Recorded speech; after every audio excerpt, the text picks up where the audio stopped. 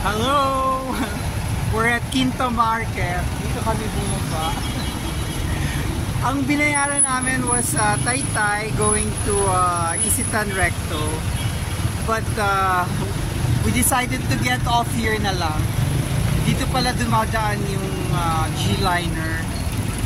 Diyan kami lumusot from that corner BDO. That's the bus. Goodbye. Tawid na tayo. TTT. Ba't nakasimangot ka? Full of surprises ba? It's too much for the day. Yeah. Alright, tawid na tayo. Yan. That is the Quezon Boulevard Bridge that crosses the Pasig River. So, saan tayo? Dito tayo sa kabila. Sa right side. Papasok tayo dito sa looban. Ano nga yung song na binabanggit yung ilalim ng Quiapo? Teka lang. Maybe we can find something to buy here. Very interesting. Ang tagal na, nung last time na may memory ako na nagpunta kami dito, or ako dito. Ay, ang ganda ng bag. Teka lang, tatanungin ko kung magkakano to. Magkakano yung ganito po? Magkano yung set po ito, sir? Ah, set? Bibili mo lahat? So, magkano yung set? 1, 2, 3, 4 sets. Bakit set? Anong iba-ibang ano? Pero meron po kami nung tag-isa ito. Pero iba na itsura. Hindi, ganyan din po. Divided again. Magkano pag isa? 1.5 divided by 4, gano'n? Magkano yung ganyan? Ayan. Sige po. Bakit ba yung mga nagbebenta hindi nila alam kung magkano yung binibenta? Isipin pa, tatansyahin pa nila ako kung mamahalan na go or kasi iba-iba per guest. Customer. Hirap tumawid.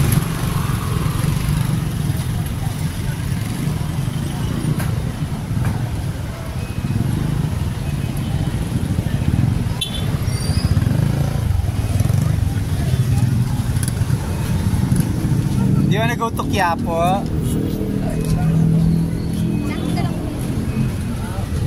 Akala ko may bayaran ka. Sa ano yun? Robinsons? Tomorrow na lang. Diba? Lakad tayo dito, paikot. Although, pag ito in-straight na natin, diretso na yan sa LRT. But, I want to walk in this side. Ay, look at them! Hello, fur babies! Marunong na ba kayo mag-balance? Hindi ka ba mahuhulog? I can smell them. I can smell them. Hindi na siguro kasi hindi naman na-expose na. Ngayon lang sila nilagay. Malamig na siya ngayon. Gumagalaw tong aking tripod. Kaya tuloy yung mga shots ko may konting jitters. Oh.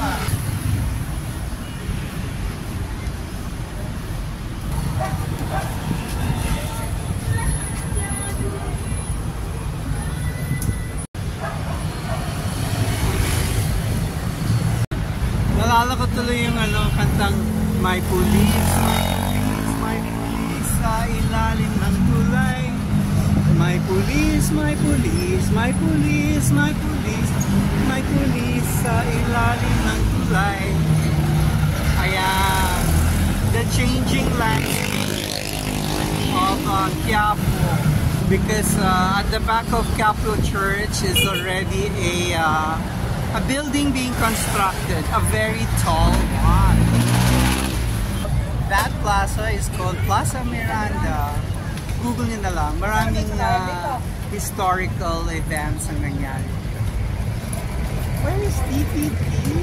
Paano siya napunta doon? There was an entrance over here, but it turned out na doon siya pumasok. Saan ka galing? Saan ka galing? Saan ka galing? Alright, so ang liwasang ito ay ipinangalan kay Jose Sandino y Miranda. Kalihim pananalapi ng Pilipinas, 1833-1854. Sa Espanyol siguro ito. Tinagurian itong sukatan ng pagsang-ayon ng mga mamamayan ng Maynila sa mga pagsasaganap ng mga tuntunin at mga pagkilos. Kuya, si Angeline Quinto dito kinasal, kamakailan. And before Angeline, I did not know na may mga weddings na nagaganap.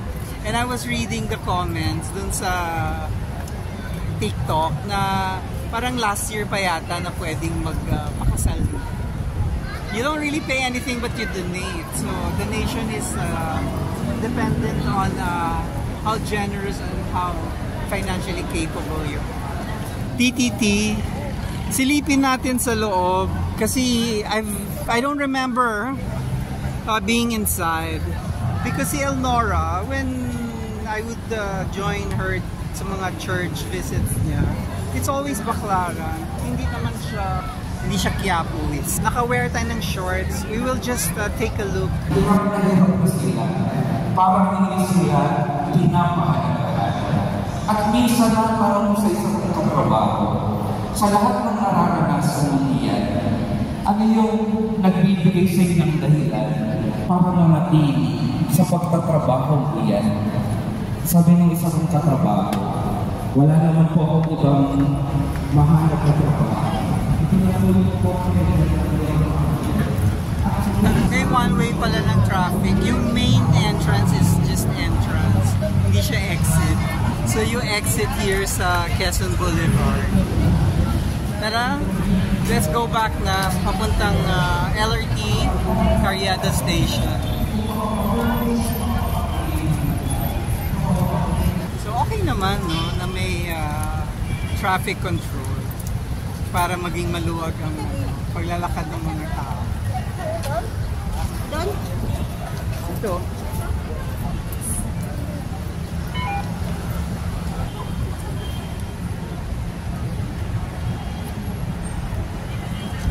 Biglang may mosque.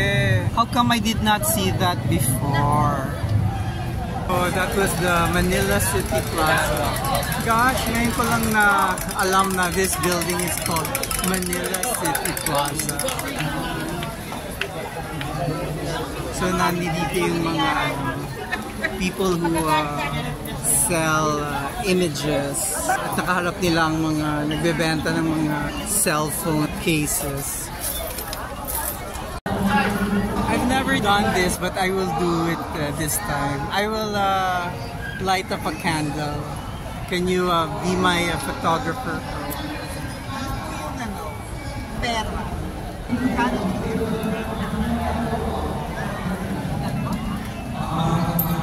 50 pesos. So kailangan mag-ROI tayo dito. Yeah, sige, you will do all money, diba? Or, pero may health eh. Wala bang nakahalo na? Halo-halo. Pray for everything. Hindi, mag-ano tayo, full blast. Pare-pareho lang ba yung price? Ba't ito parang mas konti? 3, 6, 7, 2, 4, 6, 8, 10. Anong pareho? Pareho presyo? Parehong 50? Hindi. Oo. So itong mas konti, 50 pa din? Okay. Kasi there were few eh. Sige. Paano natin iyan? Dadasalan. May nakalagay dito, dasal bago magsindi ng kandila. Wishing candle. So we'll read. Dasal ka na. So mahal na poon, isinasamo ko na ang kandilang ito ay na aking sisindihan ngayon ay magniningas sa harap mo bilang tanda ng aking kahilingan at naway pagtuloy ito sa amin ay tumatanglaw upang kita namin ang iyong kalooban sa bawat pangyayari ng aming buhay. Gusto ko makita, show me the money! Asan po si Cynthia? Nawala na. There. Hindi kaya.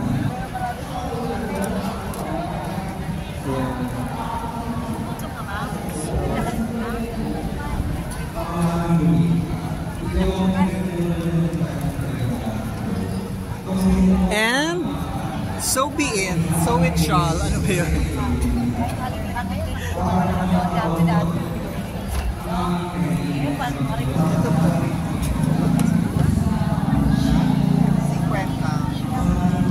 Wala kayong pambarian? May mayaman naman kayo. Dami nyo ng benta ng kapatid.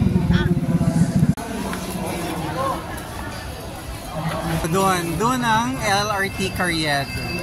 May clean lakarin lang. Itong eskinita na to, merong ano dito, eatery ng mga pinamatay, ng mga halal food. Tignan ko lang kung nandyan pa sila. Mura lang naman. Hi vlog! Hi! Welcome to Palma! Palma. Yeah. Baka dyan na ka mo! Ay, wala dito. Akala ko nandito yung food.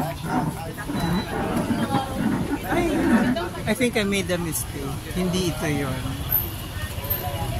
It's not this one. Mali. Akala ko dito yung may food. Baka pag ganitong oras or baka lumipat na sila. Hey, hey. So para lang din tayong nasa ano, Taytay. There. Bargain at 100. Before this, we just came from Taytay, the new market. Para silipin natin yung mga famous pupuntahin doon para makamura ng bilihin if you're going to go shopping. Kaya sumakay kami ng G-Liner sa dito kami napadpad pa uwi. Yarn. Pero hindi ko na makita yung ano, parang karinderya ng mga halal. Pwede na kayo, pasok kayo. Premium quality, ayan, bodega kasi na naman na. Just saw an Ilonggo restaurant here in Quiapo. And TTT sa Ilonggo. Just check the price. If it's something na medyo hindi naman prohibited. Their bacho is 170.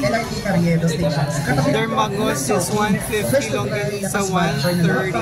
Tapos may itlog din siya. Ang rice meal. Oh, they have a halo-halo. You want to halo-halo?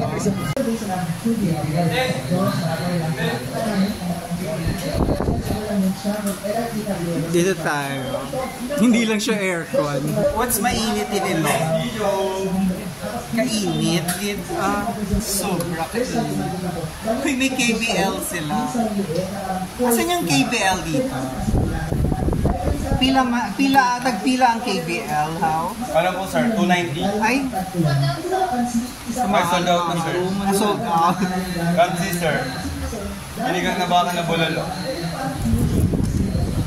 Hindi ng kansi, how? Kansi po namin 350, good for 2 to 3 person. Ah! Hindi na, mag-ano lang tayo. I will just, anong mura mo? Ba't di ko naman mabasa tong yellow, ano mo? Ang social ng mga price nila dito. Pero sana air. I just ordered the liempo kasi 160. Si TTT got the soft drink mismo. Ako din, kumuha na din ako. Sayang naman, if we visit the place tapos we will not eat, diba? Try the food here. I originally wanted to eat dun sa yung mga halal-halal food. But I went where I thought it was located, but I was wrong. It was not there. Hindi ko na i-explore kasi parang napapagod na si Titi. He regrets coming with me today. Sabi ko naman sa kanya kanina, we're going to Taytay, mainit. Tapos sabi nga niya, oh, mainit. Sabi ko, you can change your mind. But he didn't. How much was their kansi? 350? Eh, yung kansi na kinain ni KBM. Oh, basta one of them was 200 something and the other was 350 something. There's another restaurant, mga 2 stores away, aircon naman. Tapos more or less the price is medyo pricey. I think I'm underestimating for me to say that those prices are pricey. Marami namang nag-order, so I guess the prices or are they like just ordering the below 200 with rice. Napapamahal lang kasi we're ordering the cookies, so I don't know how much the cookies. I hope you can hear me because we're recording na pang-advert, pang-marker nila sa gawa, sa labas. What you can expect from this restaurant. Eh tapos sa labas, meron pang recorded parking din. Mga dinibenta nila mga dami. My food has arrived. Well, that's my food. That's my liempo. What say you? Nantawon naton kung manamit din. Yun lang, kagahod sa announcer nila. There's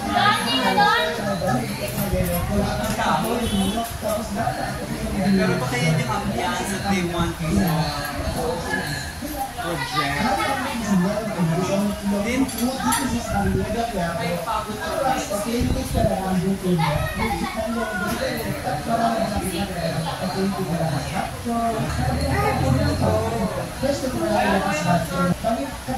masarap yung sauce.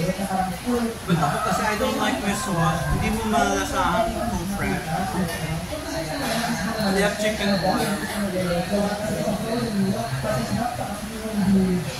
Sana lang hindi nila ako binigyan ng food. Oh well, magtatakip silid na. Punta na kami ngayon sa LRT Carriedo. It ends our Quiapo Carriedo vlog. The-end ko na dito. Bye-bye! TTT, say bye-bye! Thank you to TTT. We've been using his A22 to film our vlog. That part?